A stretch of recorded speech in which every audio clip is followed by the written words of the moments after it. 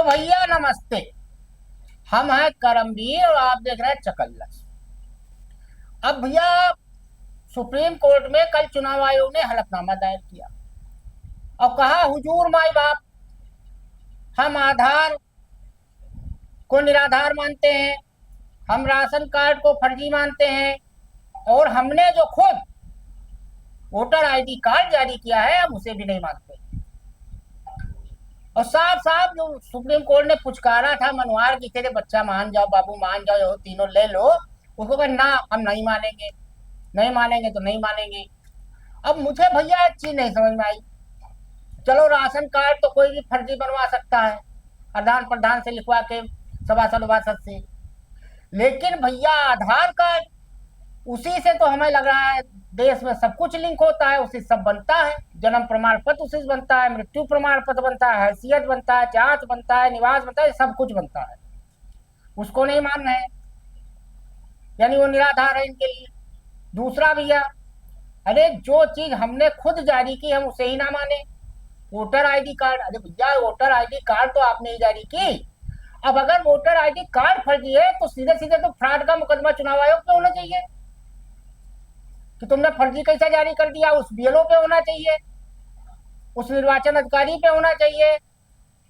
तो हमारे समझ में नहीं आया और हम तो सीधे कहेंगे भैया 28 को जब डेट लगी है तो माननीय सुप्रीम कोर्ट के जजों को चाहिए एक दो लाइन का आदेश जारी करें कि हे चुनाव आयुक्त तो तीनों, ज्ञानेश कुमार गुप्ता +2, हे हमारे महामानव प्रधानमंत्री नरेंद्र मोदी और गृह मंत्री अमित शाह, ये 5 लोग, ये 5 जने अपना ये जो 11 चीज चुनाव आयोग ने मांगे हैं ये 11 सिजरा लेके आए।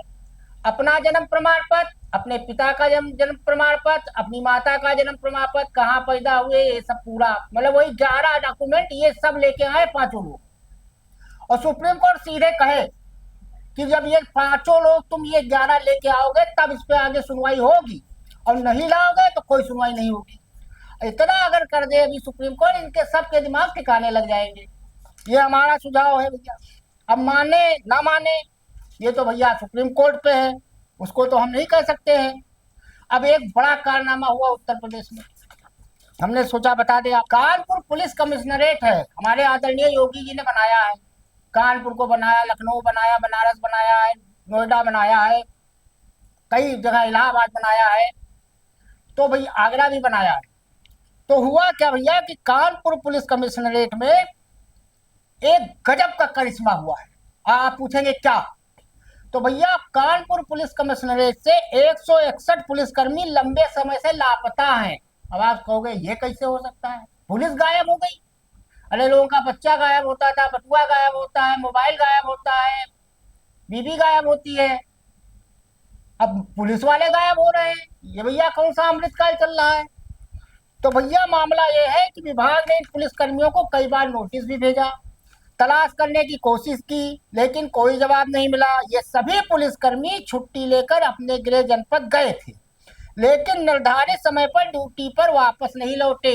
अब कहाँ चले? घरवा गए लेकिन घरवा से वापस नहीं आए, यानी घरवा और कानपुर पुलिस कमिश्नरेट के बीच में कहीं मिस हो गए।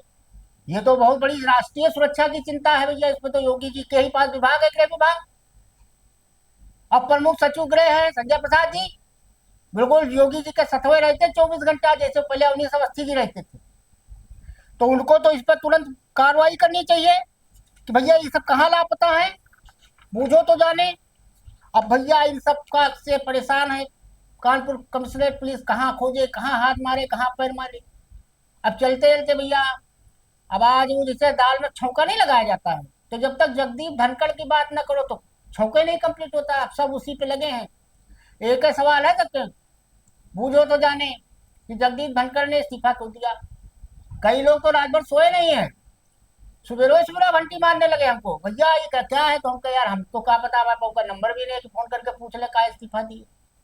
लेकिन एक हमको सज्जन मिले, उन्होंने एक चीज बताई जो मुझे थोड़ी थोड़ी समझ में आई कि भैया सरकार बहुत बुरी तरह से सदन में थी घिरी, और वहां पे कबूल है कबूल है कबूल है भी कर लिया था कि हाँ हम पहलगाम हमला, ऑपरेशन सिंदूर, बिहार में SIR पर चर्चा करेंगे। 9 घंटा एक जगह, 15 घंटा एक जगह। तो हुआ क्या कि सर ये भाजपा है, भाजपा कभी भी कुछ भी कर सकती है और किसी को भी शहीद कर सकती है अपने सेफ्टी के लिए। मैं बहुत कायदे जानता हूँ भाजपा के बारे में। तो उनका कहना था कि भैया सरकार घिरी थी और मोदी जी कल विदेश जा रहे हैं और सब दबावे बना रहे थे कि मोदी जी से इस पे भाषण दिलाना इस बार। कल मोदी जी 18 मिनट लंबा चौड़ा पहले प्रधानमंत्री है देश के, 18 मिनट सदन के बाहर बोले हैं मीडिया से। और वो जब आप देखिए उस पूरी बाइट को, तो मीडिया आसपास नहीं है। वो जब जूम होता है और जब लॉन्ग शॉट आता है तो मीडिया बहुत दूर खड़ी, हमें लग रहा है कि इंडिया गेट रोड पे खड़ी थी मीडिया और मोदी जी सदन के अंदर मतलब बाहर वहां गेट पे थी, ऐसा लगा हमको। वो आप देखिएगा, गौर कीजिएगा, आपने नहीं गौर किया होगा। तो मोदी जी 18 मिनट खूब रायता भूके और बताया 2014 से पहले महंगाई थी सिंगल डिजिट में, अब हमने 2% रह गई है। भैया उनको कौन बताए कि 102 रुपया पेट्रोल है, 50 55 60 रुपये में था 2014 से पहले, 900 रुपया से ऊपर का गैस सिलेंडर है। अब उनको बताए तो बताए कौन, और वो कहाँ सुनते हैं, वो अपने रेखते हैं वो शामिल बाजा। तो भैया हुआ ये, हमको उन्होंने कहा कि धनखड़ साहब को शहीद इसलिए किया गया कि मीडिया में एक नई खबर मिल जाए और लोग पहलगाम हमला, ऑपरेशन सिंदूर पर जवाब और ट्रंप टाउ को 24 बार बोले और बिहार में SIR के हो रहा है, ये सब मीडिया भूल जाए और विपक्ष भी मजबूर हो जाए, विपक्ष भी इसी पे आ जाए उपराष्ट्रपति पर। तो ये एक हो सकता है कि उनको इसीलिए शहीद किया गया हो, ऐसा चांस है, क्योंकि वो वकील है रहे हैं सुप्रीम कोर्ट के बहुत बड़े। अचानक तो इस्तीफा नहीं दिए होंगे, अब कोई ना कोई दैवीय कृपा बरसी है तभी दिया उन्होंने इस्तीफा। तो भैया कुल मिला के यही है। बाकी विभूषण सिंह कल गए थे मिलने, वो अभी देश दुनिया में आपने सुने होगा, सुनिएगा देश दुनिया भी। तो आज के लिए इतना ही, धन्यवाद।